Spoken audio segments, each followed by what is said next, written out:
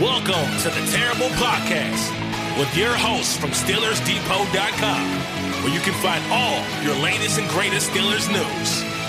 It's Dave Bryan and Alex Kozora, always lit, talking Steelers. And now, here's Dave and Alex.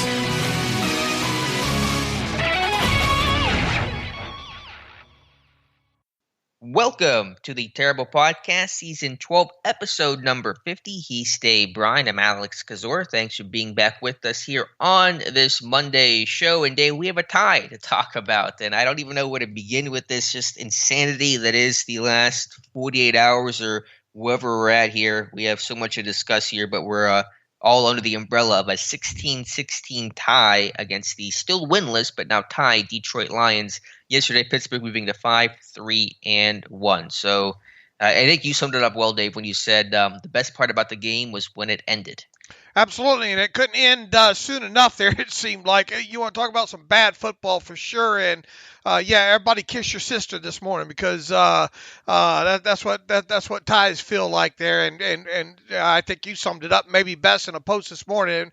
You know, it's a tie on paper, but it certainly did feel like a loss. I mean, not coming, even if you would have came out there with a victory by just 1 point, at least it's a W there, and then I think the Steelers would even be sitting number 2 seed in the AFC overall. Not that it still would have been propped up with smoke and mirrors and all, but I mean, your playoff chances and everything that go along with that really, I think would have been marginally better from that point. But I don't think there's any other way to look at this game on Sunday against the Lions as anything but a loss. And right. I wonder if this tie will come back to haunt this team, come seeding and playoff time there, because it's not a win, it's not a loss.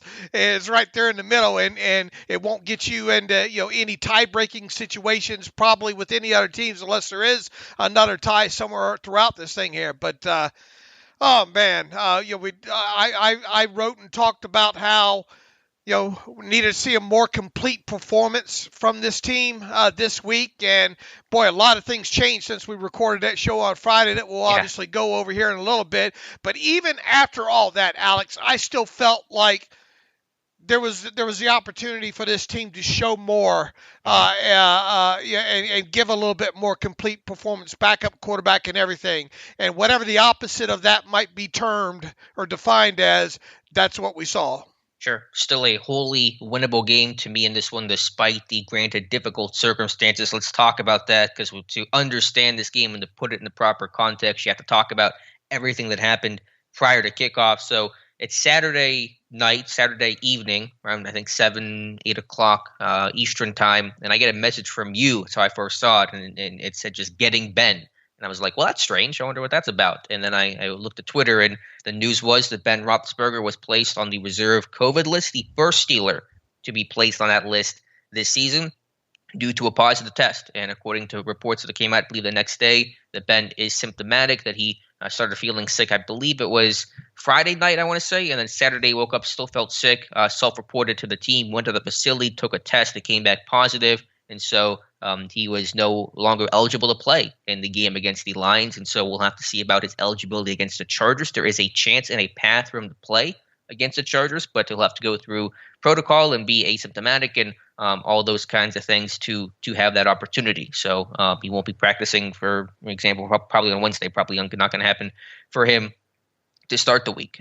So long story short, Mason Rudolph gets the start, and Ben is still on the reserve COVID list. And if I understood the report by Jay Glazer correctly yesterday, he's already kind of thinking that Ben might miss the game, right? Well, did you see that?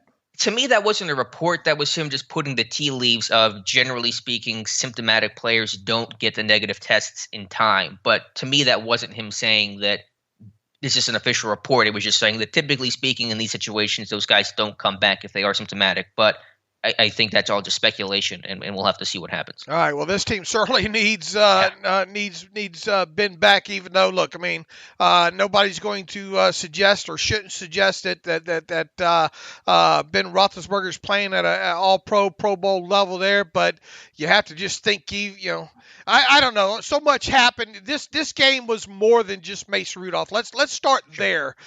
This loss was more about the play, more than just the play of Mason Rudolph. I think when you go through this a couple of times, unfortunately I have. And by the way, but when I got that Roethlisberger report the other day, I don't sleep much anyway. But I just lied down and I think I dozed off for like 12 minutes or something like that for one of those late afternoon. I think it was the Ole Miss Texas A&M game there, and the alert came through for me. So I got interrupted as well there too. Back to work we go, and that's what you get for sleeping. Yeah. How dare you? Exactly, but yes. Mason Rudolph played a pretty considerable part in this loss against the Lions, but I thought Mike Tomlin really put a proper frame around it after the game. Mason Rudolph technically put this team in position to win the game, and they didn't. A couple of turnovers in this game, 3 turnovers. In fact, Mason was responsible for one of them, 2 other fumbles. All 3 of those turnovers the Steelers had, I think, were in a span of like 4 yards of each other on the Detroit Lions side of the field there. If any of those, don't get turned over and result in points, we're probably talking about an unappetizing W this morning. But he did at least make some plays in the game and put them in a position to potentially win the game. His teammates didn't fully help him out in that category either. So this was as complete of a, I guess, team loss or tie as you will find overall there. But it was very disappointing. And as you said, started with the Ben Roethlisberger news and went on from there.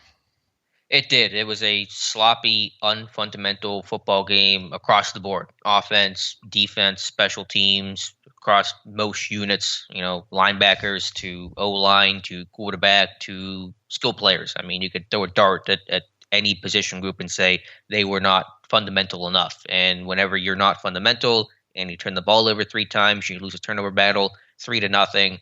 That's basically the only way you could get the outcome in these games. Even knowing that you're with your backup quarterback and injuries to the O-line and TJ Watt and Joe Hayden, we'll talk about those guys in a second. Really the only way you still tie or lose in these games is whenever you're turning the football over, you're not creating splash plays, you're getting splash plays against you, and that's exactly what happened on Sunday. Yeah, and you look at we talk about splash plays and we talk about stealing them in the running game, right? Anytime you get a splash play of 20 yards or more, it's huge. It can be huge in games, and to even get one in a running game can be even bigger. And the Steelers gave up 2 such runs to the Lions on the ground. And not only that, how many, we talked about in the past, it's bad enough to give up some of those explosive plays, but they end up with a guy standing in the end zone on top of it, makes it equally as bad. And the Lions had 2 such plays, and that was really, a large difference. Them running for, 229 net yards in this game. And the worst, even, to make the matters even worse, it looked like Jared Goff right from the start was dealing with something that they just did not want him to throw the football. And even when he threw the football, it didn't look great at all. And you're thinking to yourself, how in the heck are they letting a team that's so one-dimensional, a team that's even had so much disrespect for your defense that they were running on 3rd and long situations almost as if they didn't care, and getting it, right. On top of it. So, that's how disappointing it went. You're talking about an 0-8 team here, a team that did not seem to have a fully functional quarterback in this game for whatever reason, that just saying, well, we'll just go heavy and run it against them. And even if we get in a 3rd and long situation, we'll run it because we'll probably get it here. And that's just what it felt like. The Lions, look, even, it started with the first 5 drives, the Steelers seemed to be on their screws there. And I don't think the Lions had their first down until early in the second quarter there. But from that point on, they figured it out. They started running downhill. They went heavy against the Steelers. They were moving bodies out of the way. The Steelers couldn't tackle, and then everything just snowballed from that point on. And how many times have we seen this defense, and particularly it's been in the second half of games that they've started to fall apart a little bit. But specifically first quarter or so, first 4 drives look absolutely fantastic. Getting off the field, getting 3 and outs, only to just have it unravel not soon after the first quarter or on into the second half. Yeah, it's so strange. It's like a light switch. You think about the Seattle game, you think about this game, because Pittsburgh did stop the bleeding, as Kim Hayward said. The fourth quarter OT, Detroit didn't really run the ball well at all. But it was second and third quarter. It was a complete mess. I mean, but you're right. I mean, they tied a winless team that was not only incapable of throwing the football, but completely unwilling to throw the football. T.J. Hawkinson, 1 target the entire game, no catches. We had him as one of the X factors in this game. But Pittsburgh had no answer for that, tackle eligible 6 offensive lineman package, the heavy personnel, all the 13 personnel that Detroit ran in this game. Pittsburgh rarely had an answer against it. And so I'm really interested in watching the all-22 of what the issues were, but there were multiple. There were tackling issues. There were gap assignment issues. There was, chase and pursuit issues. It was across the board. And so all you had to do to win this game was to just stop the run. And Pittsburgh unable to do that for large parts of the game. Jared Goff, even at halftime, 4 of 7 for 11 yards. I mean, but they did have at that time, I think, 114 total rushing yards, at that time. So, I guess they didn't really have to throw it if they were able to. Right. I'm not even sure they would have been able. They would have ran it anyway had you shut them down. It looked like. For what was it, a lower back or something with him? I think something. Or something. I mean, it wasn't bad enough to pull him, but it was bad enough to say, hey, let's not throw it here. That kind of thing there. And, you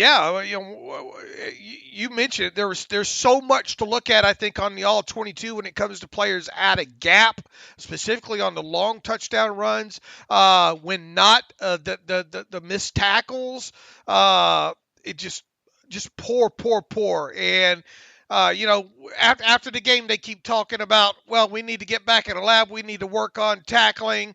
It's something, that has been an issue. Well, look, fix it, Mm-hmm. Why are we talking about this every other week and then getting the status quo? Well, we just need to work on it and get better at it type things. You see that much over the first half of the season. It doesn't seem to be an every other week aspect at this point. Yep. Fix it. Don't talk about it. Fix it. If you can't fix it, get people in there that'll fix it. And it was just miserable. In fact, the one I think long touchdown run there by Donald. Pronounce his last name for me. Godwin. I'm not 100% sure. I think it's Igwebuike. Yeah, there you go. That. Former undrafted free agent 2018 out of Northwestern. Who played safety. He was a safety. Look at the bodies on the ground on that run. Mm-hmm. I mean, there's like 9. I think 9 Steelers wind up on the ground at some point during that run. And the attempted tackle by Devin Bush at the 20-yard line there was just absolutely pitiful at that point. I mean, look, you could say, well, Dave, they only allowed 16 points, and Keith Butler talks about 17 points being that magic number. Very, very true. Very true. You think you limit an opposition to that amount of points, then you should win the game. That is true. But even so, it still felt like it wasn't that good of a defensive performance, to be honest with you. It wasn't, because the lines was so one-dimensional, it was so predictable, and yet Pittsburgh was not able to get the stops when they needed to. But even despite that, even despite the poor defense, as you said, this was still a winnable game. Pittsburgh still in position to win the game, and all those turnovers is what really did you in. Number one thing to lose these games to me is turnovers. That's what Pittsburgh did. Poor red zone offense, being 1-3 in the red zone against the league's worst, a historically bad red zone defense Detroit had, allowing touchdowns 20 of 24 drives. Inside the 20, Pittsburgh 1-3 in this game. So, I mean, there's a variety of factors here. The blame does not go on one guy or one unit. To me, it is every phase, essentially every unit takes blame here. And look, you hate to pull out the old box score game sheet here and just circle one thing and say, well, there's the issue of your game right there. But 0-3 in the turnover column will probably do it, 90% of the time to you. Now, there have been teams over the years, obviously, that have won games and lost the turnover battle 3-0. But you're not going to find a huge amount of those specifically. I mean, you really are setting yourself up to lose a ball game when you do that. And, once again, I hate just go directly to one stat there, but if you turn that football over one less time in this game even, you probably win this game. Yep. Yep, 100%. But let's take a quick step back here, look at some of the housekeeping stuff here I want to get to before we get too knee-deep into the ugliness that was Sunday's tie. From a procedural standpoint, Steven Sims got the call up from the practice squad, elevated to the 53, played, I believe, as you said, 5 offensive snaps in this game. Don't think he had a touch. Actually, I know he did not have a touch in this game, so he's back on the practice squad. A little surprised to see him over Anthony Miller, but that was the move the team made. Sims coming up there to replace the injured Chase Claypool. My only reason maybe for that was, Mike Tomlin speaks about next man up and putting in work at practice and getting your opportunity in due time when it presents yourself. Sims has been on the practice squad longer than Anthony Miller. They, I guess, technically, can be kind of considered the same kind of slot player, if you will. That's the only reason I can come up with was Mike Tomlin wanting to show guys that they get rewarded by showing up to work and doing what you're supposed to do in practice and being on the screws and all like that, because I really thought Miller would be the guy that got elevated over a guy like Sims. Miller has the pedigree. Miller has the experience. Yes, Sims does have some return capability in case you wanted to get into that overall, but push comes to shove, I really expected Miller to be the guy, and him not being the guy makes you wonder, was it all about just Mike Tomlin just doing the line of he was here first, he's putting in the work, or is Miller not on the screws like he should be during practices or something like that? Because once again, it's not like one is technically a deep ball Z player or an X player or something like that. Mm-hmm. They both could fit into that offense, especially the way Sims wound up being used, which wasn't much, 5 snaps in total. They both could have played that role there. So I don't have a good reason for Sims being the guy over Miller, other than he had been with the team longer. Right, and I can only assume that Sims was outperforming Miller in practice, and I think this is the simplest way to look at it, that Sims was the better option, I guess, in practice in terms of the performance there, and that's the way Pittsburgh went. But minor side note, I guess, ultimately considering that Sims did not do much in this game. From an injury report standpoint, though, we have a lot to talk about. I'll kind of just fly through them here, and if I miss anybody, please let me know. Joe Hayden left midway through the game with a mid-foot sprain. He was in a boot after the game, but according to ESPN's Jeremy Fowler, injury is not considered serious. Does not guarantee he'll play Sunday night against the Chargers, but not a long-term injury there. TJ Watt with a left hip and knee injury, according to NFL Network's Ian Rappaport. That is week to week. He could miss some time. Would not be a surprise there. So not looking great for his status, at least against the Chargers. In week 11, multiple offensive line injuries. Kevin Dotson and Trey Turner, so both guards. I believe those are both ankle injuries. Don't know the status of those guys. And am I missing anybody else in this game, Dave? That feels like that was it. At least all that Mike Tomlin seemed to rattle off there post game, and the way Dotson went off, that didn't look good for him. He was carted off too, by the way, whenever he got off the sideline. All right, and I never saw the Turner injury take place, so or see him hobbling or not hobbling around on the sideline. I got the feeling with Dotson, oh boy, that might be a couple of weeks there. I think he tried to play the next play after he had suffered that injury. I think it was a run to Harris over to that side, to his side over there. He kind of got caught up about 5 yards, 6 yards down the field there. Got up, they tried to run the next play, and then he just couldn't, and then he hobbled off there. At that point, I did not see how the Turner. I'll have to go make sure I fine tooth comb maybe through the all 22, see if I can find it on Turner. Did not see that. But anytime you're talking about ankle injuries, your hope is that it's not high ankle along those lines. But my first thought is, boy, I bet Dotson's going to miss some time here. Yeah, it didn't look good. Kendrick Green, I know, got rolled up on that same play that Kevin Dotson came off the field. Green did not miss a snap, finished the game, so he should be okay, which was good because they were out of backup interior offensive lineman. B.J. Finney being inactive. Joe Haig actually had to play right guard. And maybe this is – I don't know what they're doing in practice right now, Dave, but I know during the summer and during training camp, Joe Haig did not play a single snap of guard. Now, he's done it in the past with Tampa Bay and his previous stops, but those may have been his first snaps of guard the entire season. They were, right? Oh, you mean not even in practice either? Well, yeah, I don't know if he's doing it in practice during the week, like during the regular season. I'm not there to confirm. But from my eyes, first snap I've seen Joe Haig take a snap of guard in Pittsburgh. Man, I think at some point during these podcasts, from him being signed on and on, we thought, boy, hopefully we don't get into a spot where we have to see Joe Haig play guard, and here we are. They weren't afraid to pull him either, man. I think like the first two of the first 3 snaps in the game, something like that. He was asked to pull to the left, and then another one pulled to the left on a pass, on a pass protection there. So sort of like a molly pull or something, I guess, instant there. So they weren't afraid to move him once he got in the game there. I tell you, going through the game already twice, Alex. Obviously J.C. Hassenauer in the game and Joe Haig in the game, and they both played considerable amount of snaps. It wasn't a perfect game by the offensive line by any stretch of imagination, but the offensive line play was not the reason this team lost this game. I'll put it to you that way. Even the backups, I thought overall. Now look, the TV tape's different than the all 22 tape and all, but it wasn't awful. I'll tell you that.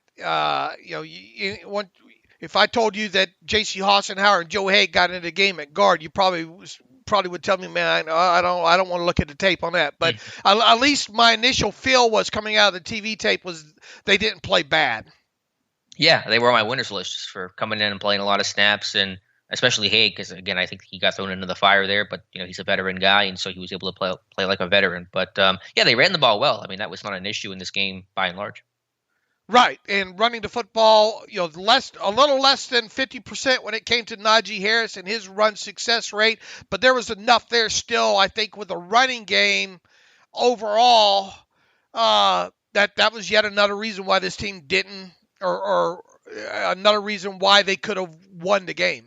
Right. So let's get back into this game here, Dave. Let's talk about the Steelers' offense. Zach Banner, by the way, they dressed him to play.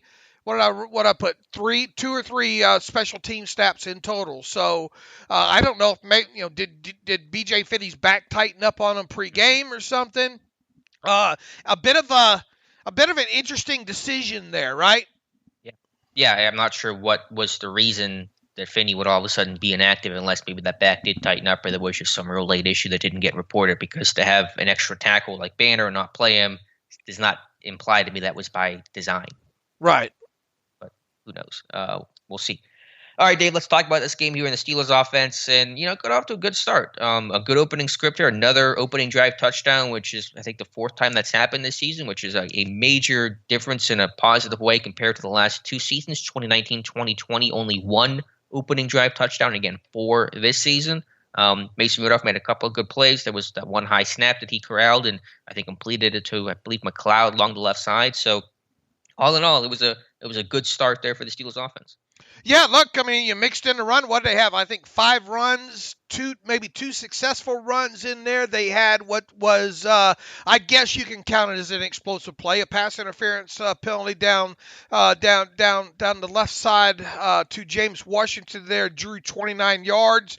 I mean, that's one of those things that, do you count pass interference penalties of 20 or more yards, or do you count any penalty play? Any time a football moves more than 20 yards down the field, should it be counted as an explosive play?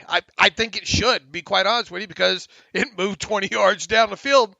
And that's a huge, huge chunk of yardage there. So if you want to go ahead and count that as an explosive play, be my guest. But generally what we see in long, sustained drives that result in touchdowns is what? At least one explosive play. So there you had that. You had some nice successful runs mixed in there, and you finished the drive. Even though it was a blown coverage by the Lions, you made sure to finish it with a touchdown pass from Mason Rudolph to James Washington. And I don't know about you, I thought, all right, this is going to end up being one of those games where you just dust them off and 30-9 or something like that. That was my initial thinking after that first drive there. Oh boy, was I wrong.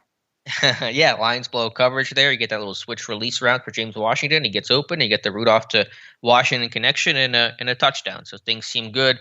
Kind of go have a punt battle next couple of possessions, but Pittsburgh driving. They're 3rd and 12 at Detroit's 45-yard line. Rudolph trying to take a check down to Kalen Ballage in the right flat and pass behind, and it gets picked off. And that's the first turnover of the day. And, that's, now I don't know if Pittsburgh gets points there, but they could have, pinned Detroit deep and played field position, but did not do so after the turnover.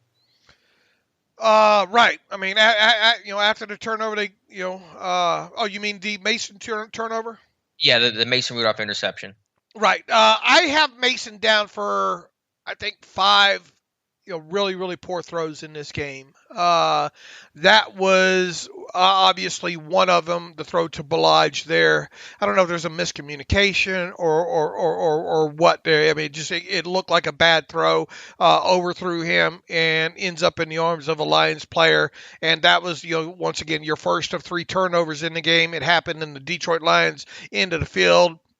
If you don't turn the football over there, you're thinking you're probably going to come away with at least 3 points. So, huge play. And, I mean, here we are seeing Ballage getting, meaningful snaps, and Ray McLeod really getting meaningful snaps in this game. That was a first of, like I said, like 5 bad throws in this game from Mason Rudolph.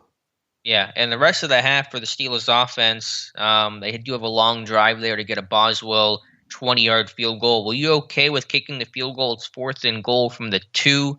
Were you okay? It was a 7-7 game. Would you have kicked the field goal as Tomlin did to go up 10-7, or would you have been aggressive there and try for the touchdown?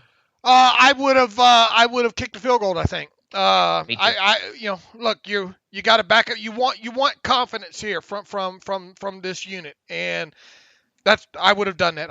Absolutely, I would have done that.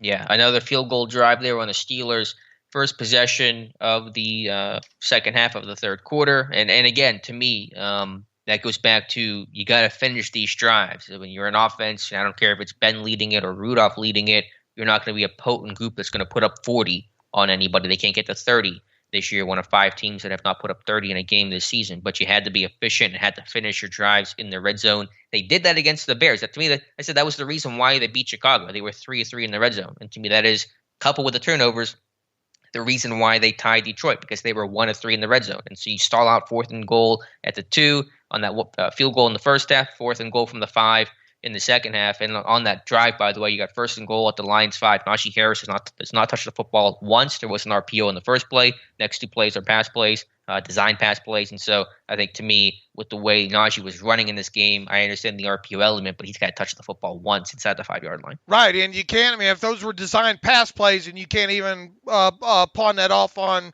Mason, going with the RPO. I mean, going with the P in the RPO, right? It up until that point.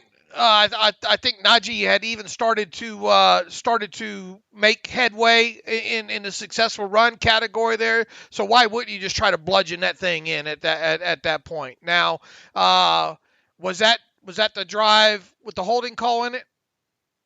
I don't think so. That was the drive that ended with the should have been touchdown to McLeod in that right seam when that pass was low. And, okay, that one. All right. Well, we need to back up to that possession too. Where was the possession with the holding call in there that negated the Najee Harris touchdown run? Yeah, that was the first field goal, right? Yeah, it was 1st and goal from the 7. Harris bounces it left side. gets in the end zone, and they call it back because of a penalty on Dan Moore. All right, now I don't know how you want to frame that.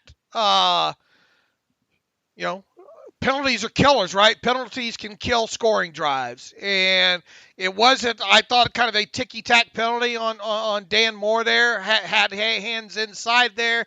We'll see what the all-20. You can't really get. I can see why maybe they called it, but you don't normally see hands inside get called, like that. But like it or not, a holding call negated a touchdown run there. So which came first, the chicken or the egg? Did the hold really facilitate the touchdown run, or regardless, it happened. It backed you up, and it's a drive killer for sure. Now that one ended up in a field goal, right? Right. That was the 4th and goal from the 2, where Tomlin elected to kick it. All right, so at least you got points out of it, and you better come away with points out of it. After sustaining a big holding penalty on that, but it was a key play in this game, nonetheless. Losing a touchdown on a holding call. Yeah, to me more because they had a good replay of that on the Fox broadcast, which by the way was not very good. Fox's broadcast, man. When it's BT, Myers is a homer too. Bad. Go back to. He's a huge Rams fan. He's a huge golf fan too. You go back to that game last year between the Rams and it was a couple years ago, right? The Minka Rams game. I think that was 2 years ago, wasn't it? They all run together at this point. Anyway, Chris Myers is a known Rams fan and was super biased in that game. And him and Moose Johnson do not work well together. And Chris Myers was just very, very unprepared for this game. Yeah, definitely some weirdness going on there. But they showed a good replay of that Moore holding call, and his hands were inside. But that play's not designed to bounce to the outside. Najee made the right play because the hole was not there, so he bounced it. And so anytime that ball bounces and Moore's still trying to execute his block, and so the defender's not going to the outside when Moore's blocking inside, you get that kind of holding call appearance. And the defender kind of flails and puts his hands out, and generally that gets called because of just the mechanism of the play, the ball bouncing when it wasn't designed to, and the defender trying to react. And I understand why they called it there. Okay. I if you look at a certain aspect angle, and I think I have a still of it up on my Twitter timeline, I can see why maybe they called it. But just generally, you don't see with the hands inside like that. But they got him. Right. Yeah. And by the way, on that third quarter, that second field goal there, Najee Harris did not touch the football on the last 7 plays of that drive. But again, first play on that 1st and goal from the 5 was an RPO, and then you had 3rd and goal from the 5. McLeod open, kind of that right seam, and Rudolph's throw is short and it skips, and McLeod cannot make the play. Now I don't know if McLeod should have adjusted his route better or what. I got to go back and watch that thing, but regardless, an obvious missed opportunity there. So you had the holding call that negates a touchdown on that first drive. Then you had that misfire, that incomplete pass to McLeod on 3rd and goal that wipes out what should have been another touchdown. So again, goes back to red zone play being a 1-3 in this game, not being able to finish drive. You finish either of those 2 drives that resulted in field goals with touchdowns, you very likely win that game. Yeah, that was what's the word you like to use? Ostensibly. Ostensibly. The worst throw he made in this game was the low. You have got to have that one for sure. You can maybe go through and excuse a few of the other ones, wet conditions, yada yada, hyped up, put too much mustard on it, whatever. You got to have that one. You can't skip it right into the first baseman over there, and that's exactly what he did. That was a huge miss on Mason's part, and that's the one that I circle as being his worst throw of the game. Yeah, I think it's up there for sure, and certainly the most costly from what should have happened from an outcome standpoint. Mason Rudolph, by the way, here's a crazy stat of the weird for you, had a 26-yard run in this game, the longest run by a Pittsburgh Steelers this season. So who would have guessed Mason Rudolph would be responsible for that 10 weeks into a year? Look, whatever means necessary, and this team only had, if you want, once again, you count that pass interference play on that first drive there. Outside of that, they had 2 other explosive plays, Alex, and that one of them a quarterback run that's obviously not planned. He gets away from people. He reverses field. It's not something that you can draw up and kind of count on. Yes, it's not the way you draw that one up there at the snap of the football there. No. But it does count. You can't take it away from the team. But in total, once again, if you want to count that pass interference play, 3 explosive plays in the game in total, that's not enough. This team entered this game very, very low. Second to last, I think, in the league in explosive plays. Where's the mindset right now of just, we'll just throw short, and it's not even just them. Go look at the intended air yards on some of your top quarterbacks, or deemed top quarterbacks in the NFL from Sunday. Aaron Rodgers, Russell Wilson. Obviously, I don't consider Jared Goff a top quarterback, but he's a notable name because he has been to the Super Bowl. Those guys are all on the low end of the completed air yard list. On next gen stats for this week 11 or week 10, I'm sorry. And completing short pass, that's not the way you need explosive plays, and this team's just not getting enough of them on offense. And boy, did I ruffle some feathers last night on a Twitter machine too. I think Najee's doing exactly what Najee Harris was drafted to do, right? Handle a heavy workload, be on the field as much as possible, run, have a nice successful run rate, catch the football out of the backfield, pass protect when asked to pass protect, fine. But he's not, I pointed this out during the pre-draft process, and it was a minor nick on him. It's the fact that he was not an explosive play runner at University of Alabama, all right? And behind a pretty good offensive line from what I remember, during his main time there as well. He's not going to be an explosive play runner at the NFL level. He's probably going to be around what Le'Veon Bell gave this team. So you better, if that's the case and you're fine with it, and you can still win with a player like that. You don't need a running back to be tops in the league in producing explosive runs, right? But in the same breath, if you're going to be that guy, or if you're going to have that kind of runner, you better have players on the field and schemes that'll help you deliver more explosive plays in games, and they just have not. Not only this year, but go back to last year, and obviously back when Ben was injured, they're not getting enough of them. And you cannot expect this offense, as clunky as it is, even with Ben Roethlisberger in there, to continually move the football 10, 11, 12 plays down the field and score touchdowns. And they're just not getting enough explosive plays. And the fact that one of them came via a wacky quarterback scramble is just, it's kind of humorous, but it's not. And just for now, clarification, they would have had another one, to Deontay Johnson. That's what I was going to ask about. That's the third one, right? Was the Deontay catch and fumble? No, that actually does not count because does not count. Right? They don't. It doesn't count at least on the game book. Okay. So what was the other one? The other one would have been. Mason Rudolph scrambles left end, got that one. Pass short to Deontay Johnson for 20 yards in the second quarter, 3rd and 8. Okay, gotcha. So that was the other one, to Deontay, but not the catch and fumble. Right, not the catch and fumble.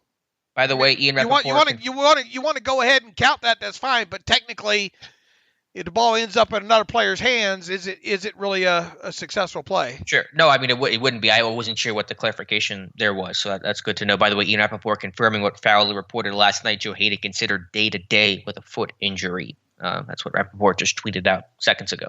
And what did Fowler report last night? That it was not serious. He did not have an exact timetable for if there'd be any time missed, but Rappaport saying day-to-day. So certainly seems like Hayden will have a decent chance of playing Sunday against the Chargers, but probably would expect some missed practice time here, at least early in the week. And we'll have to monitor that, of course, going forward. Right. All right, so the rest of the game, where do you come in on Najee? On my comment, because I ruffled a lot of feathers on Twitter. I'm good at that, by the way. People say I don't know what I'm talking about. Do you think Najee Harris will be one of the leagues in the top, top producers, or even close to in the top half of the league in explosive runs at any point. No, I don't. I mean, my comp to him was a Le'Veon Bell, Matt Forte kind of guy coming out, and none of those guys were big play, consistent, explosive guys. I mean, they're bigger backs, they're more power backs, they're not going to rip off, 70-plus yard runs, which is fine. It's not a knock on him. I mean, and you're not knocking him either. It's just the reality of it. It's what we talked about him coming out of Alabama before he ever became a Steeler, and that's just not a strength of his game. I think almost every other part of his game is a strength, but that's the one element that's kind of lacking. Right. I mean, and he can still catch footballs out of backfield, maybe give you an explosive play or two that way there. But to expect him to continually be a high producer in runs of 20 yards or longer, just don't see it. Le'Veon Bell was a great running back while he was in Pittsburgh, but the knock on him was he did not deliver the explosive run. And in fact, for his career, it's under 2% on his total carries. All right. I mean, that's low for a guy with that much work there. And people say, well, Jerome Bettis, he wasn't that was a different game of football back then too. To compare backs and explosive runs back then to now is kind of foolish, I think. Yeah, and again, Bettis was an explosive runner, and that's okay, but that's just reality. And that's because Pittsburgh likes their backs to be bigger and more powerful and get tough yardage as opposed to the big plays, which is fine. It has its value, and it's not, we're not slamming hairs here. That's just what we've known about him since, he was coming out of the draft. Right.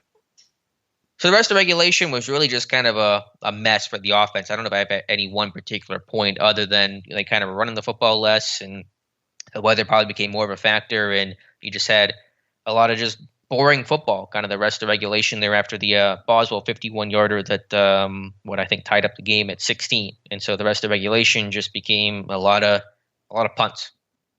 Yeah, a lot of punts. I mean, you want to talk about some bad football in there for sure. Where are we in the game here? Third quarter or what? Well, I'm at kind of the end of regulation. I mean, we can talk about anything else of regulation, but the final 5 possessions in this game, both sides were punts. And so it kind of sums up the game. I mean, you got to talk a little bit more about the fumble by Deontay Johnson there for sure. I think because well, yeah, I'm not in overtime yet. I was at the end of regulation. All right.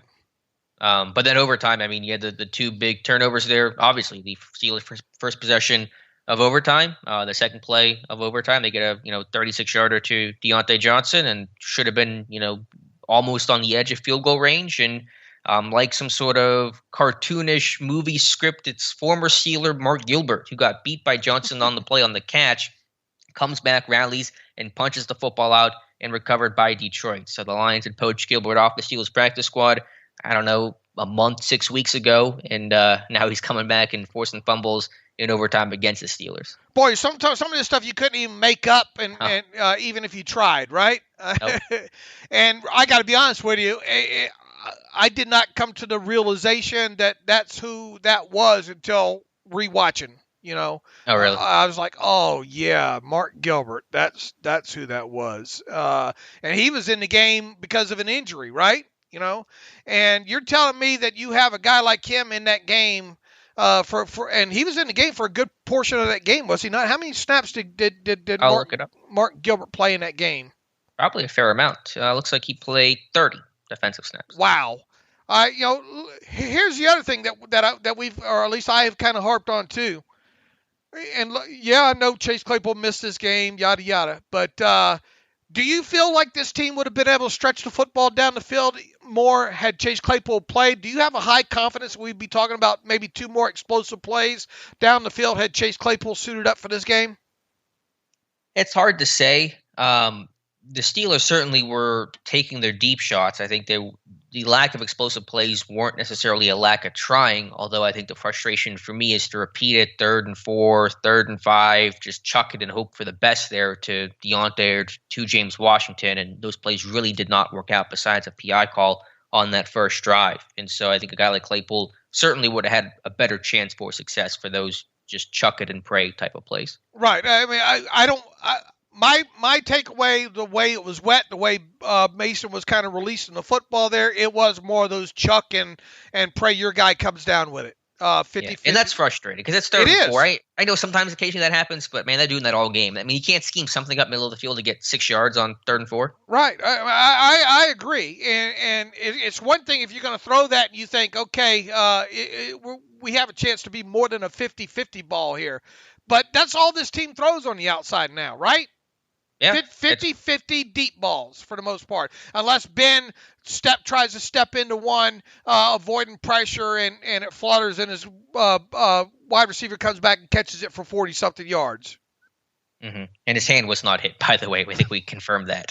not even close. Right.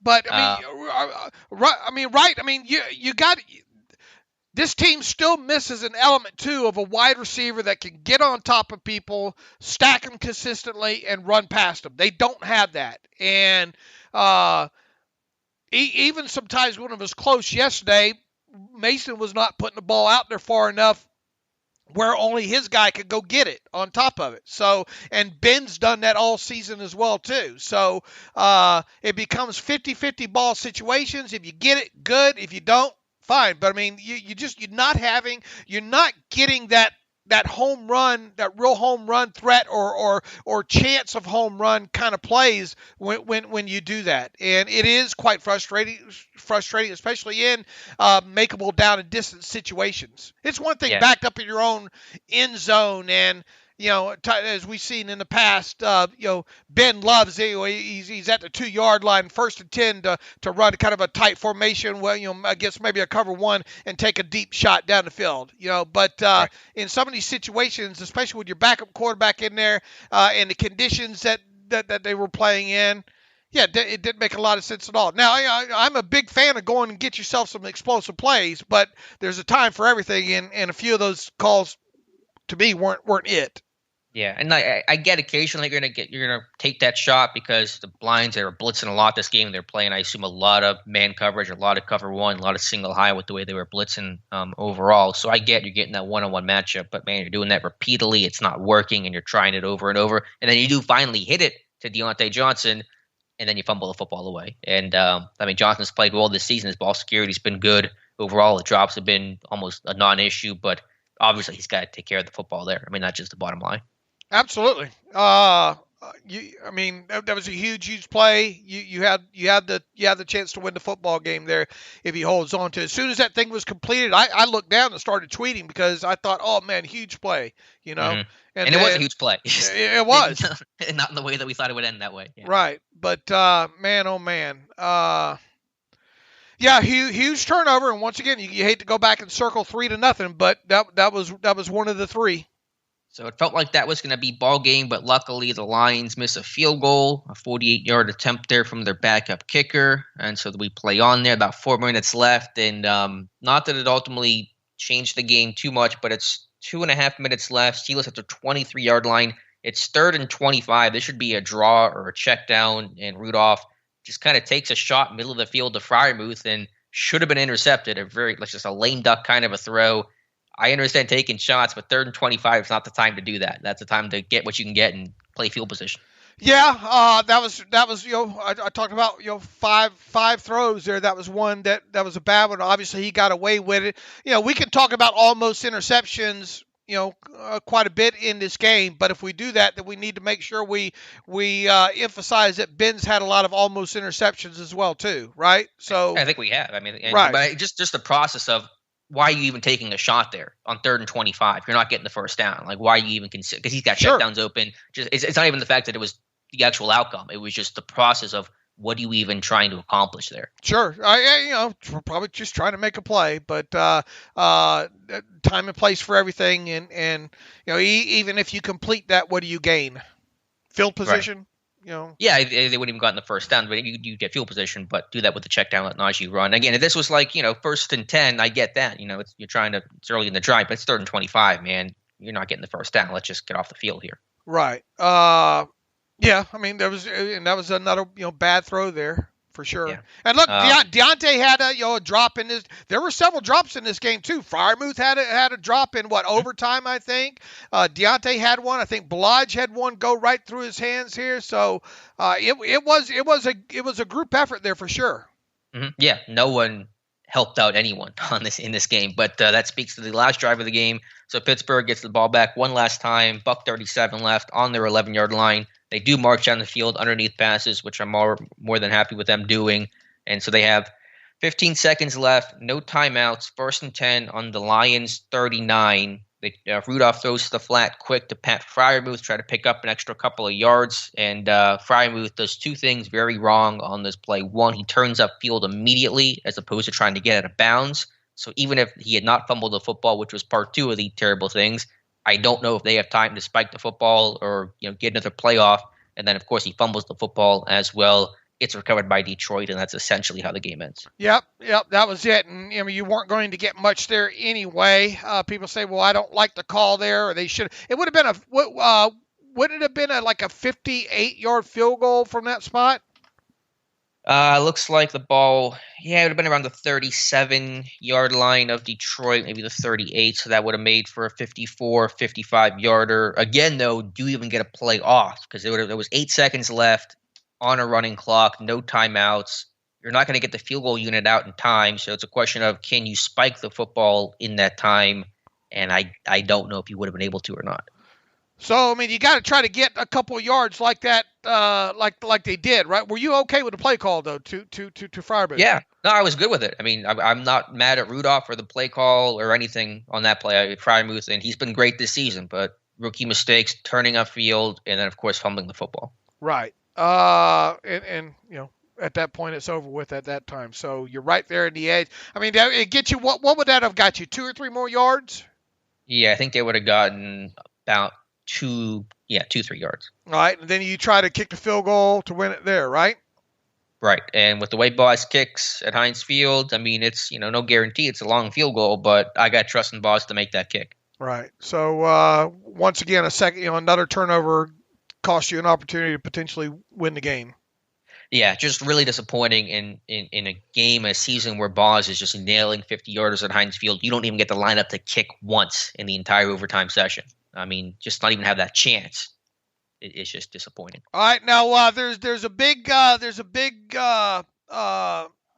guess conversation going on now with fans and analysts saying 50 times. Why did he throw 50 times? How many times did they run in total? 30 was it? If you consider the kneel downs and the scrambles or whatnot. Let's see here. It was 31. It looks like total. 31. Okay, so and one of those was a kneel, so that's 30 there. Now, 10 of those pass attempts that Mason had, I believe, came in overtime. You would expect them to throw heavy in overtime, right? Well, I don't think you have to. It was 10 to 2, I think. Yeah, but late in the drive, that last possession, of course, you're going to throw the football a lot. But, obviously there was chances earlier in overtime to run the football when the clock wasn't an issue. And I think they did early in overtime, right? I'll have to go back. And that when their 2 runs came was early in. Yeah, the first play of the first 2 possessions were run plays. Yeah. Okay, so do you have any issue with? Now there was a lot of we knew, and I put this. You're going to run your same. They ran the same offense they've been running. They didn't do a lot differently. We would have seen a lot of the same stuff had Ben Roethlisberger played, right? Right. Maybe a couple more boots, but that was about it. Obviously, in particular situations, those plays can change, but they're not new plays. They're not drastically different plays of what this offense can. You could not even do that if you wanted to because this was so last second. So yeah, the offense was virtually the same. There probably wasn't a lot of red pin. Let's cross through this. Once they found out that Roethlisberger wasn't playing, there probably wasn't. But you know what? A good coordinator will go to his quarterback and say, "What do you like? What do you don't like?" Right. I don't imagine there was too much crossing out there, right? Right. Yeah. Mason had talked about that after the game. Obviously, we talk about what plays do you like to run in red zone on 3rd down and 2 points. The plays, the menu can change somewhat, but they're all plays that this team's run before, and it's just about tailoring it more specifically to who the quarterback is. So yeah, minor changes, nothing big. And then look, this offense has been running a lot of RPOs lately, and we expect. Mason Rudolph in college ran a lot of RPOs, and it made sense to kind of stay in that aspect of it, and they did. How did you think his decision making was and obviously it's still hard to I think you only went through and because of the defensive charting and all like that, but just Right. and you'll get a better sense once you go through the all 22 as well too. But how do you feel his decision making was?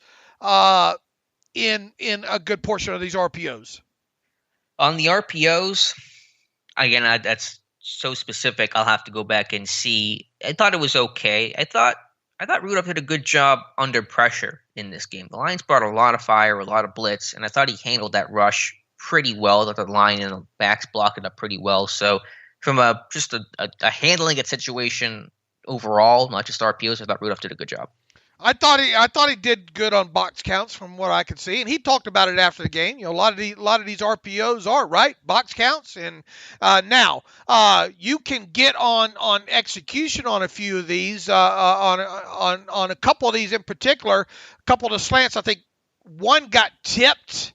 One to Washington got tipped at the line of scrimmage. One I think was behind Deontay. Now there was another one in there in this game that I wondered why did the one that went off Deontay's hand, and people and the analysis on the TV was he didn't have to throw that one so hot. It seemed like Deontay stopped running on that because you had to wait for that window to clear out because you had that linebacker coming across in there. So the throw couldn't have been made right away anyway because you had to wait for Deontay to clear to pass the linebacker coming over that way to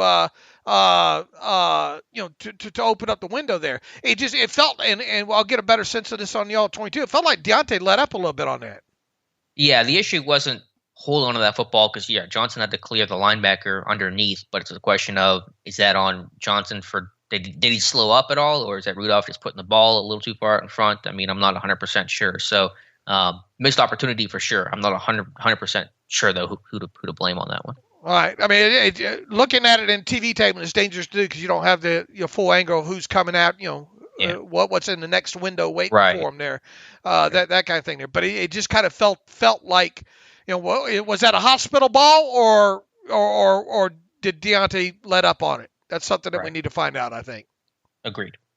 But, I mean, for the most part, I thought Mason did a good job of, look, it's called an RPO for a reason, run-pass option. And if you see something that tells you to pass, you have to pass in that situation. So I guess what I'm getting at is I'm not overly disturbed with the run-pass play splits outside of, and what you highlighted in the red zone there, on design pass plays earlier in the game where you probably should have been designed run plays.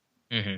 Yeah, I would agree. And obviously some of the other stuff was, just bad execution of it. The second possession Pittsburgh has, they get the Harris run for 4 yards. They got 2nd and 6. They do throw the ball, but it's, or at least I believe they're going to throw the football, but it was the really high snap by Kendrick Green. And we got shades of the wild card game last year. And so Green's issues of snaps were, there was a problem in this game with snapping high.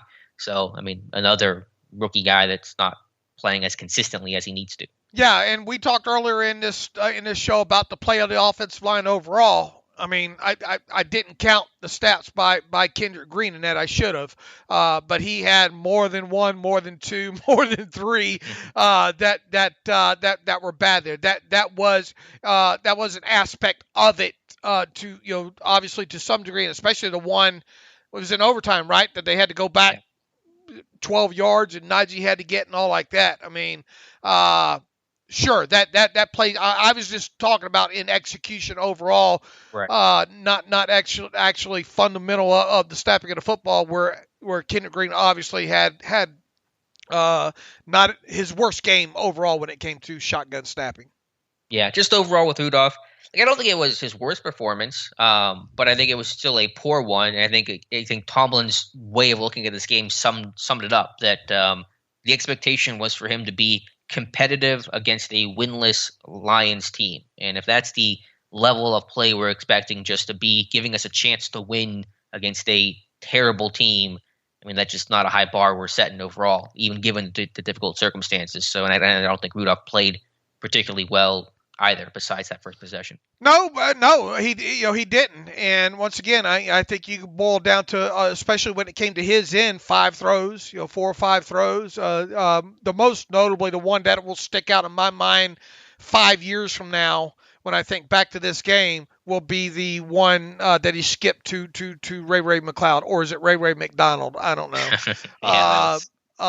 But that was the one that hurt the most. I'll probably forget about through the sands of the hourglass the overthrow and the interception to Balaj, that throw there. But you just can't miss wide open guys in the end zone there. And boy, if you would have told me ahead of this game too. Anything else to talk? I mean, the quarterback play obviously was not even par, is slightly below par overall. But even so, I think we can agree that with what Mike Tomlin said, he did make enough plays to put this team in position to win the game. He just didn't get any help from his teammates there. So, I mean, it very much was a team offensive loss here. But if you were to give a letter grade to Mason Rudolph, C-? Yeah, somewhere between C- and D+. I think Josh Carney put a C- for Rudolph's grade. I think that's fair. If you want to go D+, I think that's fine as well. Right. And obviously if he makes that throw to Ray McDonald or McLeod or whatever his name is, then you're probably in, I don't know, B-. Does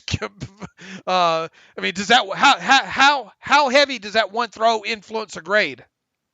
Well, it probably wins you a game, which probably changed the whole just color and outlook of the performance. But we talk about all the throws that he could have made, and if he made those, how does that impact the game? Was that the turning point of the game? It's a good question for Tyler Wise. It feels like it. I mean, what was the score in that situation? I'm trying to remember exactly when that play came. I think that was 16-13. So I think if you get that, I believe it would have been 20-16. Yeah, it's probably a good point. Hold on here. Let me double check when that was. I think it was 16-13. Are we sure? And then you can double check me on that. But that was a 23-yard field goal by Boz. Third and 5 from the Lions 5. 8:33 left in the third quarter. Okay, yeah. So that would have made it 20-16. Pittsburgh had that play connected. No, that would have made it 17-16. They were down 16. Oh, okay, yeah, I see. They were down 16-10 at the time. So At least you go up. I mean, you don't know how to, obviously, the fourth quarter. I don't know if that could be the turning point or not, but it was they got 3 instead of 7 in that situation. They would have taken the lead, where instead they were 16-13. So I'm not so sure if that will be the turning point of the game, but a missed opportunity. And again, red zone offense, unacceptable. 1 of 3 against the league's worst red zone defense. Got to be better than that. Right. If you would have told me ahead of this game, you know what? Let's run the offense. Let's run the offense through one Ray McCloud in here. Oh man, I would have questioned even if I would have wanted to watch that game.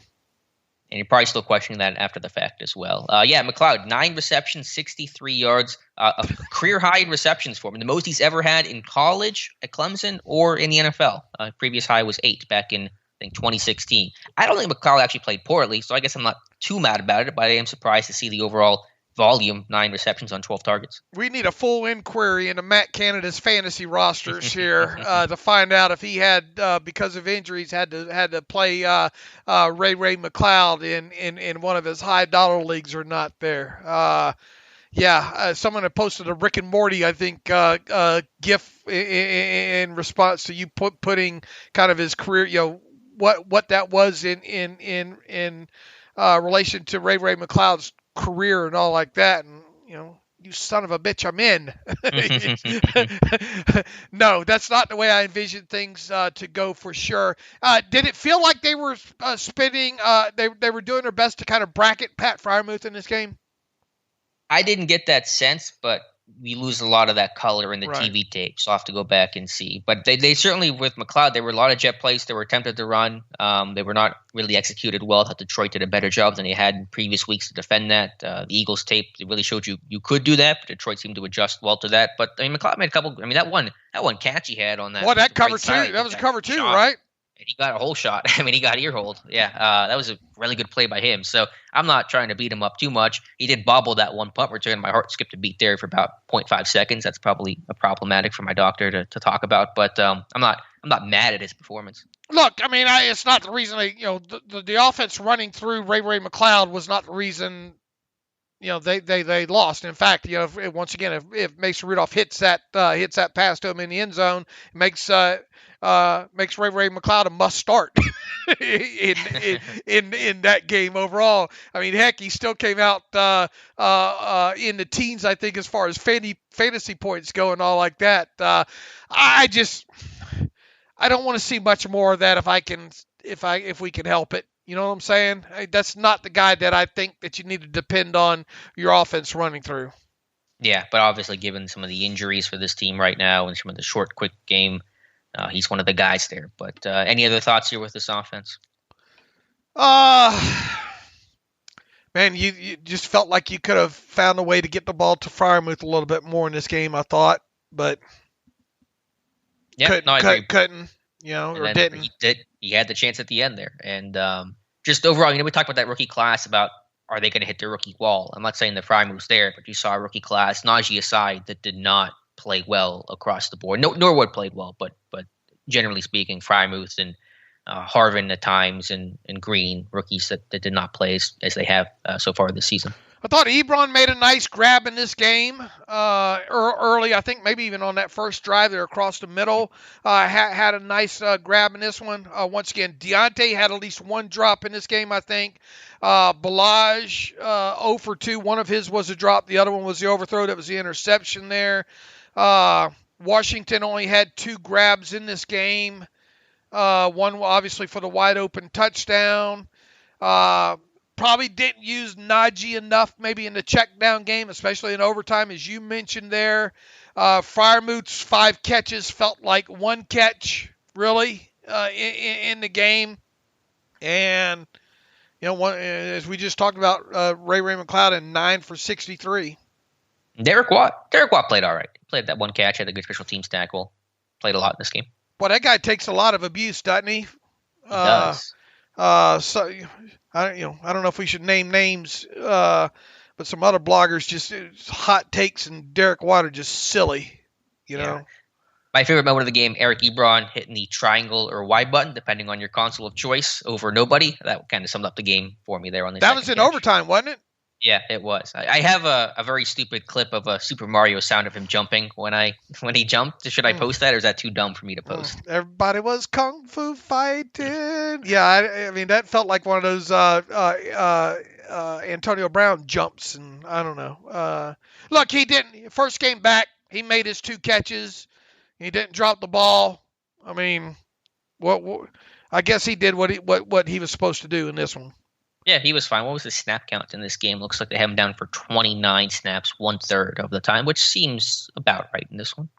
There were some nice holes, at different portions of this game as well, too, for Najee to run through. So once again, I guess you can make the argument that they should have ran more in this game, I guess. But what does it? Other than inside that red zone there on that drive, that you already highlighted there. Yeah, how much does it impact the game, I guess? Yeah, that's fair. I think Harris played really well in this game, getting tough yards. Even the one that set up the Boz 51-yard field goal, I mean, he got 3-4 yards at the end of that catch that he had that made that a little bit closer for Boz. His pass pro, I thought, was really good in this game, picking up some of the games and twists that Detroit was running. So Harris, to me, continues to be a bright spot. Sure. And, people will take me saying he's not going to be an explosive play runner as me hating him, but I mean, I think he's doing what he's supposed to do. Is a little bit concerning if you have maybe a little bit better successful run rate than Najee had, which was just under 50% yesterday there. I don't know how much it changes things overall. Obviously, you lose the successful run on the hold call by Dan Moore because that's a touchdown right there. So, once again, you circle a couple of plays in this game that ended up field goals instead of touchdowns. One was the miss by Mason Rudolph to Ray McLeod at his feet, and the other one was the holding call on Dan Moore that cost you a Najee touchdown and resulted in 3 points there. So that's 8 points, right? Differential. Well said. Yeah, to me, the big reasons for this, the tie, which feels like a loss, are the turnovers and the poor red zone play. You do those two things, you really put yourself in position to not come out with victories. Right. All right, so let's you shouldn't even be in that game. I mean, you shouldn't even been in that situation anyway.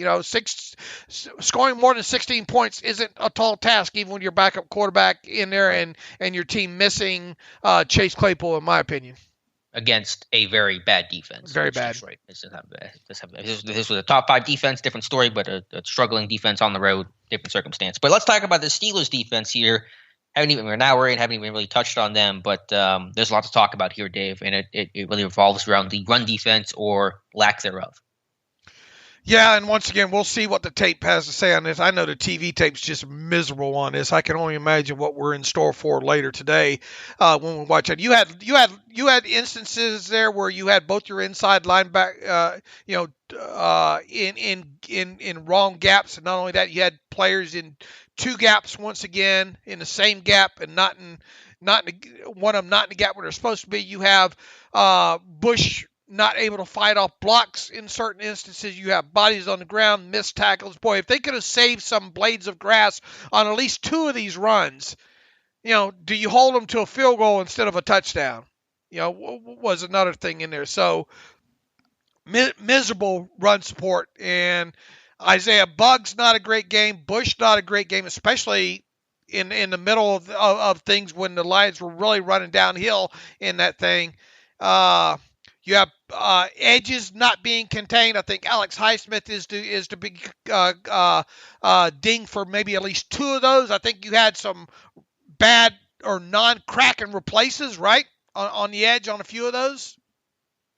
Yeah, I'll have to see. I mean, it just was really ugly to the point where it's like, how is it that bad? Where you have, plays not being contained on the 3rd and 9 run that they got 12 yards out of. Highsmith tries to wrong arm the guard, but there's no one to spill it to. So I don't know if Highsmith made a mistake or if someone else made a mistake there.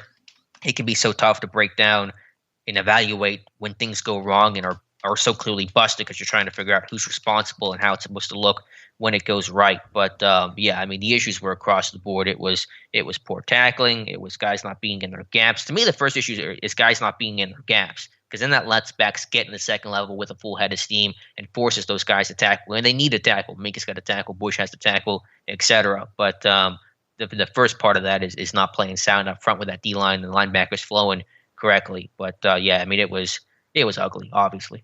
I mean, once again, some of those runs, I think 2 of those runs in particular on 3rd down got to the edge and were, I think, even 3rd and 9 runs. Or at least one of them was, I know for sure. Yeah, and it got 12. That was the one that Highsmith wrong-armed. And I don't know if he made a mistake there or there was miscommunication on the call or what, but an obvious problem. Right. Detroit came out heavy. Was Justin Lane in the game on that play on the right side? I think he was. I'm not sure. He only played maybe 1 snap the entire game. So that might have been it. They did not play really any dime in this game, and I wonder if that was. That's probably more the threat of Detroit running, but I wonder if that wouldn't be because of Lane. They had some sort of lack of confidence in Lane. That was probably more about Detroit running the football on 3rd and long. Look, at this point, you've got to be better than that defensively. I realize you have lost Tyson Alualu. You haven't had Stephon Tuitt and all, but the rest of these guys have played together a huge number of games now. Certain aspects where one player, I guess, is trying to do too much and all like that. Devin Bush is just not sticking out very, He did have, I think, a run stop maybe in this game yesterday there against the Lions, but his tape has just really been unappealing lately. Yeah, but I thought yesterday you could throw a dart at anybody and say they struggled because it was really bad. But yeah, Bush, I'm not absolving Bush, but I do think not just broadly, but this fan base here who I love, but I think that it's a little too much hyper focused on Bush's play as if he was the only guy struggling. They were all struggling in big and in meaningful ways yesterday. I mean, Joe Schobert's in a gap with another player, there where I think even he can be dinged on a couple of these as well too. So yeah. Yeah, Pittsburgh allowed 2 rushing touchdowns of 25 yards in the same game for the first time in 21 years. Last time that happened, 2000, when Fred Taylor had touchdown runs of 25 and 26 yards. So historically bad performance here for the Steelers defense. And again, it was just like isolated to the second and third quarter. I'm not sure what the numbers are exactly, but fourth quarter overtime, they cleaned things up. First quarter wasn't that bad. It just gets bad for moments and they fix it. But it's like, how does it get bad in the first place? And how are you able to fix it so quickly? It's very strange. If they were just bad start to finish, that's one thing. But it's just weird about this light switch that turns on and off with this run D. Well, and props to the Lions to kind of adjusting there and using more heavy too, right? Especially in that certain after the, let's see, because the Lions went 3-3-3-3. First 4 drives, 3 plays, 3 and outs. Now on their fourth one was the touchdown drive, so the third play was the touchdown there. So the first 3 drives they had ran 9 plays in total, right? Yes, that sounds right. And the Steelers did fairly, obviously did well against the run in there. And then they started right there in the second, the Lions' first possession of the second quarter is when they really started to hit their stride for really 3 possessions in a row at that point there. And they came out. That was where their scoring obviously came from then. Right, yeah. Their damage came out of the heavy personnel, the 13 personnel, the tackle eligible. Yeah, the first 9 plays, it looks like about 6 of them, it looks like they were 11 personnel, and then they started going 13. To heavy. Right. Yeah, they switched to heavy. And I'll have to go back through the tape, but I know what Pittsburgh does, and Hayward talked about this after the game. Usually when they get those extra heavy sets of 13 personnel, multiple tight ends to one side, Pittsburgh will play that over fronts. Well, they'll shift Cam Hayward over the tight end. And I don't know if Detroit was running weak side on that a lot or what the case was, but I think Detroit had a good feel for Pittsburgh's response with that over front, and were beating it. And I'm not sure exactly how they were doing it, but they clearly were. And so I really want to go back in the film and watch to see if they took advantage of how they knew Pittsburgh would respond to those heavy extra tight end, extra tackle sets. Okay. So there's a lot of bad in there on in those 3 possessions. That's for sure. That's where the bulk of the bad tape is going to be right there defensively. Right. So we'll have to go back through the tape and check this one out. But I have to go back to my charting here. But the 13 personnel came early second quarter, basically, and they were in it for basically the rest of the game, pretty much. And then, in terms of pass defense, there isn't a lot to note there because Detroit did not throw the football a lot in this one. Still had 4 sacks out of this performance, believe it or not, with the Steelers defense. But, the pass defense was fine, I guess. Joe Hayden got beat deep on that one play action pass. Luckily, Goff underthrew the ball and Hayden closed and broke it up there. But thought Trey Norwood did a nice job on coverage, had some big third down stops. That's one positive from this defense. Other than that, though, not a lot to note in terms of the coverage aspect. Edmonds did a couple of good things, I thought, especially good moving forward, right? In run defense or in coverage? Well, he had the sack, and then he come up and make a couple of plays there near the line of scrimmage as well, too? Yeah, he had one breakup on the flat on a little, I think, boot play or something. The sack was nice. I thought he had like a run stop as well, too. Maybe Probably did. But they were playing some heavy packages. They went, a lot of 3 safety sets there, which is their response to 13 personnel, 1 wide receiver. Don't think it made a lot of difference in this one, though, obviously. What did you think about was it a defensive holding call or PI on Devin Bush on Hawkinson that wiped out the Minka interception? Was that ticky-tack or what? It was closer to ticky-tack, but he did kind of wrap him as Hawkinson turned upfield, so I get why they called it. He did have the kind of that, hooked him a little bit there, right? Yeah, and it was enough. So it was disappointing because I was like, Minka finally gets an interception, but I understand why they called it. I can't be too mad about it. Does Minka pick that anyway? That's a very good question. I kind of feel like he does. I kind of felt like he would too. Yeah. And that wasn't much of a hook. I mean, once again, you look at the talk score and all like that. You needed one more either 20-yard play or one less turnover or one more turnover or something like that, and you probably win that game. And it would have been nice to have that one right there. It would have been. It would have been nice for a lot of things in this game for sure. So again, it's not even just the fact that Detroit ran all over him, but it was just they did it without any threat of the pass game. And just repeatedly whooped them, and that's just disappointing when you know it's coming and you still can't stop it. Right. Let's see. Once again, the explosive plays. The Lions, believe it or not, had five explosive plays. As crappy of that offense is. Now, one of them was the lateral at the end of the game, but I mean, it still counts. But 5 explosive plays for them. The Steelers technically had 2. If you want to even go ahead and count the pass interference play, that would be 3. So it's 5-3 there, and then you throw in the turnover differential. I mean, you're back to an 8-3 talk score again, and it's a wonder. It's amazing they even came out of the game with a tie if you look at it that way, right? I mean, wasn't it a similar circumstance against the Bears in terms of losing talks battle? Pretty bad. By 3, I think, against Chicago. By 5 against Detroit. Man, how are you losing talks battle to those teams? I don't know. It says a lot to me. It does say a lot.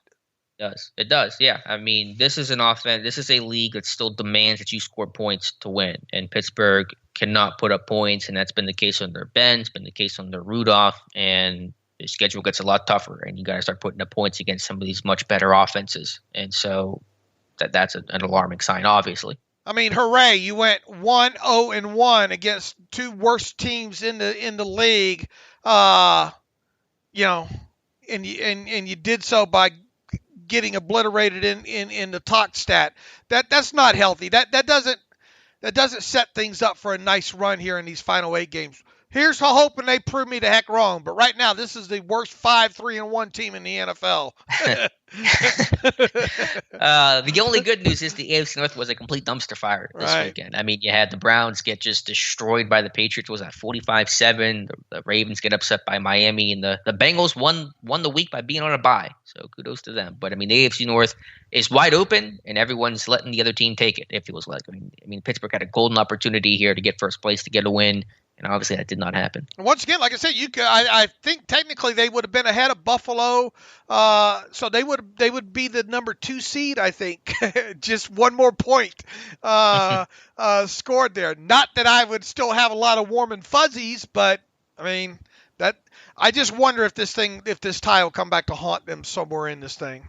Yeah. My worry is the same for sure, because it's going to be close, it's going to be competitive, and every single win is going to matter. I mean, it's a razor-thin margin, I think, to get in the playoffs and to win the division, whoever does those things. And so, yeah, I think it will come back and haunt them, unless they're going to be so. Do the Steelers easily win this game if Ben Roethlisberger plays? I don't know about easily, because nothing the Steelers do is ever easy, but they do win this game if Ben plays. Okay. And it does not go to overtime. I'll put it that way. Okay. So hopefully he comes back for the Chargers game, which is no guarantee. And if he doesn't, then oh boy. And the Chargers, this is another team too that I think going into the season I thought might be a little, might be something to contend with. They're not playing great ball right now either. Heck, they lost to Minnesota yesterday there. But that said, it feels. I mean, they're 3-point underdogs. They're going on a road here. I don't have warm and fuzzies about these next 3 games. You got who? You got the Chargers, you got the Ravens, and you got the Bengals, or is it the Chargers, Bengals? What? Something in that order there. And the final 8 games that this team has, all but 2, the Browns and the Vikings are above 500. The Browns are right at 500. And once again, Minnesota's coming off of a win over the Chargers there on top of it there. So this team needs to at least go 4-4 right now, right? So they would be 7-1, right? I don't think that's enough to get in. It's going to be really close. That really goes back to the tie just killing you. I mean, right? I don't know if 9-7-1 is going to be enough in an AFC that's going to be very competitive. Will they go 4-4 or better? Man, yeah, you said you don't have warm and fuzzies about the next 3 games. I don't have warm and fuzzies about the next 8 games. I mean, there's no game where you feel like you feel great about it, in the Steelers' current state. Let me phrase it this way. The best the Steelers will do, true or false, the best the Steelers will do in these next 8 games is go 4-4. Oh, man. I mean, I'll say that's false because they surprise you, and we'll see. I'm not going to say that's their ceiling, but the odds of them doing better than that, aren't probably terribly high. I say that's their ceiling. I say that's a true statement. The best the Steelers will do in these next 8 games is go 4-4. So you think their best finish is 9-7-1? Right. And do you think that's enough to get in the playoffs? I don't know. Now I really don't. Yeah. A few weeks ago, I would have said yes. Now not so much. Ian Rappaport reports Kevin Dotson believes to have suffered a high ankle sprain. So he's considered week to week. So there you go. Oh, that's not great. That's not a great way to. A lot of week to weeks there. All right, Dave. Let's talk about special teams here. Well, I'm going to write up that Dotson article, I guess, actually. But special teams here. Boz was great. Rest of it, not so much, including the 48-yard punt return allowed. Presley Harvin saving a touchdown. But special teams every single week, something seems to be popping up with that group that just makes you cringe. And the thing is, here, it'd be one thing. We're just talking about special teams in this thing, right? What's your overall feel been about Presley Harvin so far? About the same that I evaluated him as a big leg punter that's been inconsistent. I think there is some patience worth having with him. I think he's done a good job as a holder, some big time holds, and some especially yesterday with the weather conditions. But consistency's always been his issue, and that still seems to be the case. I mean, he hasn't secured himself for the next 3 seasons, right? No, he has not, for sure. All right, and I understand why Ray Stuck his hand out there on that one punt, but I could do without that. I don't think. Yeah, I mean, I know it looks bad, but I mean, there's no risk to it, so I'm good with it. I just wonder if he's going to get himself in a situation where he underestimates the risk. Well, it's the risk. I mean, there's no. I just think he half-heartedly did that without even thinking. I just don't think he had a good grasp of the situation. Period. I think he got lucky because of them already touching. Well, do you think he knew the rule? Are you saying I don't know. I don't want to project that on him. So. Yeah, I'm pretty positive he knew the rule. Otherwise, if he wouldn't have any reason to go for the football otherwise. But anyway, yeah, I mean, it's fine. It didn't hurt the team. Obviously. All right, and evidently Jared Goff insists he'll be fine after suffering an oblique injury against the Steelers. So there was obviously something wrong with him, and that makes it even more confusing of why you weren't able to stop them, knowing that they weren't wanting to pass, why you couldn't stop the run. Yeah, it just makes it all the more frustrating. Absolutely. All right, what else we got? I think that's about it for the Steelers game. Any other just overall thoughts about this week in general for the NFL? If not, we can get to some reader emails and close out today's show. I think that's got it. All right, let's get to some reader emails then, and we'll close things out. All right, let's go to the email machine here. This should be interesting. John D. Stefano writes in, "Hi, Dave and Alex. What are your opinions on Devin Bush and his effort or lack thereof, and on a day when Greg Lloyd was in the building? What would Greg say or do to young Devin in his day? Thanks for navigating our Steeler roller coaster all season, guys. John D." It's not so much lack of effort. I mean, the guy's out there. They're trying. I just think when it comes to seeing and doing, two different things there. Now, obviously, the tackle attempt on the running back on a long touchdown run. I don't know. I hope he got his wallet or something on that one, because it was what a great tackle. He had one arm over one shoulder too. I don't understand how he did not get him. Make a dent on him in that. But wrong gaps. We talked about the penalty in this game. I mean, I took a lot of flack several weeks ago for suggesting that Devin Bush, not headed towards getting his 5th-year option picked up. A lot of people came after me on Twitter and all like that, nasty emails. I wonder what those same people are thinking right now. Saying, "Oh, you got to give him time to overcome this injury," yada yada. Devin Bush better. I'll tell you what. Devin Bush better turn it on these last 8 games, because if he doesn't, there's no way. I don't think this team can justify picking up his 5th-year option. And if you get to the point where you make the decision not to pick up the fifth-year option, I think that speaks volume about what the team thinks about the player. He's certainly heading in the wrong direction, that's for sure. I wouldn't question his effort. I very rarely question people's effort. And I don't even see a lack of effort even to really argue. I see a lack of execution. And so like I said a couple weeks ago, to me, I want to see Devin Bush make big splash plays, but he's got to make the routine ones first. And he's not making those routine plays, and certainly that missed tackle, one of many on that play, but certainly a key one, is an example of that. So he is not playing well right now, and that's inarguable. Bryce writes in, poor display of football. Game was fit for the whole toilet. Awful play by Muth at the end, but like most of the offensive schemes we run, I don't believe he's put in the best position to succeed on that play. Sounds like Bryce wants to make some excuses for Freiermuth here.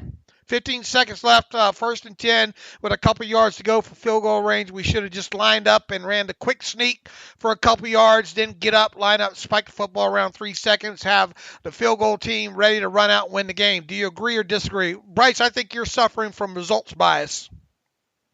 Yeah, I was fine with holding the football there. I didn't have an issue with it. Didn't have an issue with the throw, the play call. Freiermuth just has to, make a smarter play there, and it was a costly one. I'm not gonna paint it any other way. I still have all the confidence and the faith in Freiermuth. I think he's a good player, having a good rookie season overall. That was just an unfortunate moment for him, and hopefully one he learns from. He says, the more I watch this offense, the more I actually think Canada might be one and done. Not because I think he's the worst OC in the world. I just don't think he's being given full reign to run everything he wants to run. I can see a scenario where after this season, he speaks with Tomlin and says, I need to totally reconstruct this passing game my way in order for this to work, blah, blah, blah. I could be wrong, but based on history or short stays, I can see Canada doing this. Look, either Canada's going to buy, what Canada might decide is I want to go back to college and maybe potentially be a head coach or something. But other than that, I mean, you need people to execute stuff too, right? Yeah, I mean, it's both. I don't have a giant issue with the overall play calling. There's certainly some things that you can nitpick. Like I said, not giving the ball to Najee. Goal to go at the 5-yard line. I think that was a negative, although, again, RPO on the first play, I get that. But, yeah, I think Canada will be banked, but we'll see. I mean, there's one guy that's jumped around a lot in his career. It is Matt Canada. He doesn't tend to stay at one place for too terribly long, so we'll see what happens. Yeah, I mean, I think other than Canada maybe wanting to leave or something, that would be the only way. And just because based on his history, I think our buddy Bryce is suffering from a lot of results bias here. Maybe we'll wait about 24 hours before sending some of those emails. Hank Moose writes in, this team seems destined to be the only 8-1 team in NFL history, especially with the talk of an 18-game season coming, would really be fitting for the quality of play. Hank, I don't know what to tell you. I mean, I told you my thoughts before the season that this would be a 9-8 team. Well, they're not going to be 9-8 this year. Everybody want to hear me say it? I was wrong. The Steelers will not be 9-8 this season. I can guarantee you I will be wrong. Now, will they be 10? Help me out with the math here. 10-6-1, or will they be 9-7-1, or will they be 8-8-1? Ooh. Or 7-9-1. Ooh. You want to go that negative route? I think they'll be one of those, but I don't think 10's looking good. I don't think the 10 aspect's looking good, right? I would agree. It's a mess, man. I mean, this team could use 2020 Stephon Tuitt back right now. If they miss T.J. Watt for more than for one game is one too many for them to not have T.J. Watt. It's just offense not able to score points even when Ben Roethlisberger's on the field. They can't produce explosive plays. I don't know what people's expectations were going into this game. I have a feeling I don't know what they feel coming out of this game, but there's no way to have warm and fuzzies right now, Hank. So I don't know, 8-1. At least Tomlin wouldn't have a losing season, right? Mm-hmm. Yeah, I guess that's Silver lining, yeah, it's frustrating. It's against an offense that's been very inefficient. They're trying to rebuild in a short amount of time, trying to find their identity and trying to make all this work on the fly. That's tough to do. And defensively, you're just seeing a run defense that's not playing like it has been for most of their history, at least since the merger. And that's really disappointing. Nicholas Gooden writes in, hot take, Steeler players definitely had a lot of poor execution, but this was a coaching debacle. What are you trying to do by giving the ball to Ray 10 plus times? Then at the end of overtime, what was the thought process on the final play? Best case scenario, a 58-yard field goal turns into a 56-yarder. I don't know. I sure would like the chance to see the Boz try to kick a 56-yarder. Is that really a difference maker? Worst case, I think you got to look too at what they're giving you and what you can do, and how you can stop the clock. I mean, to at least ensure that you get a field goal off, right? Yeah, again, I didn't have a problem. Man, hey, 2 yards, 3 yards can be huge when you're talking 50-plus yards. I mean, that can be all the difference at Heinz Field. So, I mean, 54 versus 56, that could be the game. I think it's very dangerous to let the results bias aspect come in here, especially when it comes to that.